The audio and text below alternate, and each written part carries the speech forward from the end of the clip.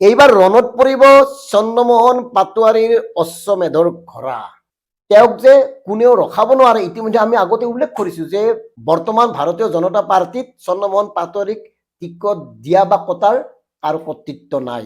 তেওঁৰ সম্পৰ্ক আছিল ওপৰ মহলৰ লগত। কিন্তু এইবাৰ তেওঁৰ সন্মুখত দেখা দিছে চূড়ান্ত প্ৰত্যাহ্বান। আৰু এইবাৰ টিহু সমষ্টিকেন্দ্ৰিক ভাৰতীয় জনতা পাৰ্টিৰ যুঁজখন খুব জমি উঠিছে। দেখাত বৰ বিশেষ একো নাই, কিন্তু ভিতৰে ভিতৰে সাংঘাতিক চৰ্চাত আছে।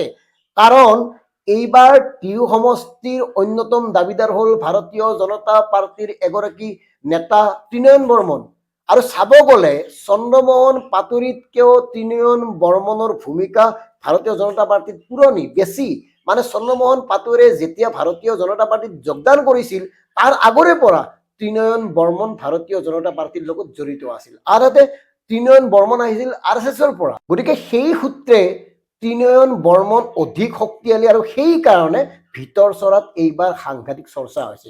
85 চনৰ পৰা যিগৰাকী মানুহে মন্ত্ৰী হৈ আছে, বিধায়ক হৈ আছে, তেওঁক আকৌ টিহু সমষ্টিয়ে বিচৰা নাই। টিহু সমষ্টিৰ নতুন প্ৰজন্মৰ কোনো এগৰাকী লোকেই তেওঁলোকক বিচৰা নাই। হয়তো কেইজনমান চেলা চামুণ্ডা বা কেইজনমান মানে তেওঁৰ লগত থকা জ্যেষ্ঠ লোকে চন্দ্ৰমোহন পাটোৱাৰীৰ কাষে কাষে ঘূৰি ফুৰে, সেইটো বেলেগ কথা। কিন্তু নতুন প্ৰজন্মৰ লক্ষ্য হ'ল সমষ্টিটো যিহেতুকে নতুন, তাত নতুন মানুহ লাগে। আৰু এই কথাটো অনুভৱ কৰিয়ে ত্ৰিনয়ন বৰ্মনে ইতিমধ্যে গোটেই সমষ্টিটোত তেওঁৰ কাম কাজ অব্যাহত ৰাখিছে আৰু নতুন প্ৰজন্মই তেওঁক আদৰি লৈছে। নতুন প্ৰজন্ম বুলিয়ে নহয়, বেছিভাগ লোকেই বিচাৰিছে পৰিৱৰ্তন। এজন মানুহে কিমান বছৰ এনেকৈ বিধায়ক হৈ থাকিব লাগে কওকচোন? আৰু এই কথাটো প্ৰত্যক্ষ কৰে নতুনক এওঁলোকে কিয় বাট এৰি নিদিয়ে?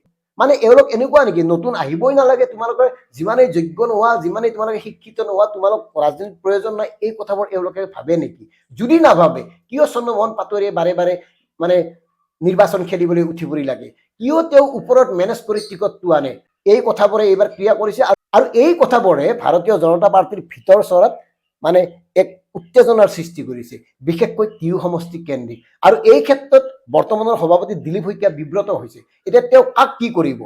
কাৰণ ইতিমধ্যে মুখ্যমন্ত্ৰী ডক্টৰ হিমন্ত বিশ্ব শৰ্মা ডাঙৰীয়াই স্পষ্টভাৱে কৈছে তেওঁলোকে নতুনক সুযোগ দিব, নতুন মুখ আনিব, ইয়ং এণ্ড ডাইনেমিকৰ কথা কৈছে।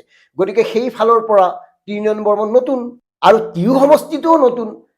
টিহু সমষ্টিক প্ৰতিনিধিত্ব কৰিব খোজা মানুহজন নতুন হোৱাটো যিহেতুকে টিহু সমষ্টিৰ প্ৰতিগৰাকী ভোটাৰে বিচাৰিছে, সেই সুবিধাটো কিয় নল'ব মুখ্যমন্ত্ৰী হিমন্ত বিশ্ব শৰ্মা ডাঙৰীয়াই?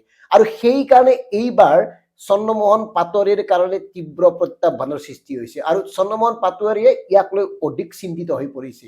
বাকী একাধিক বিজেপি কৰ্মীয়ে টিহু সমষ্টিক লক্ষ্য কৰি লৈছে যদিও এইবাৰ কিন্তু মূল যুঁজখন হ'ব ভিতৰ চৰাত, মানে বিজেপিৰ ভিতৰ চৰাত চন্দ্ৰমোহন পাটোৱাৰী আৰু ত্ৰিনয়ন বৰ্মনৰ মাজত। কোনে পাব টিকট, এইটো গুৰুত্বপূৰ্ণ কথা।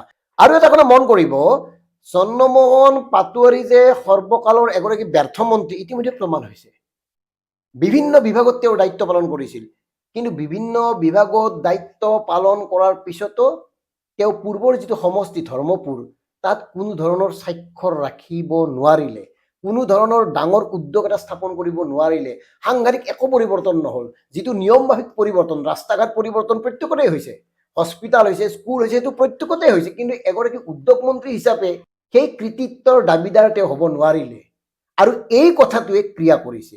বিশেষকৈ টিহু সমষ্টিত 3খন নতুন মৌজা, পূব নাম্বাৰ ভাগ, পশ্চিম নাম্বাৰ ভাগ আৰু নমাটি মৌজা, এই 3খন মৌজা সুদীৰ্ঘ দিনৰ পৰা BTRৰ অন্তৰ্গত আছিল। আৰু প্ৰথমবাৰৰ কাৰণে এই 3খন মৌজা টিহু সমষ্টিত সংলগ্ন হ'ল। গতিকে নতুন সমষ্টি, নতুন স্বাধীনতা, পুৰণা মানুহকে তেওঁলোকে কিয় বাৰে বাৰে নিৰ্বাচন কৰি থাকিব? এই কথাটোৱে কিন্তু ক্ৰিয়া কৰিছে।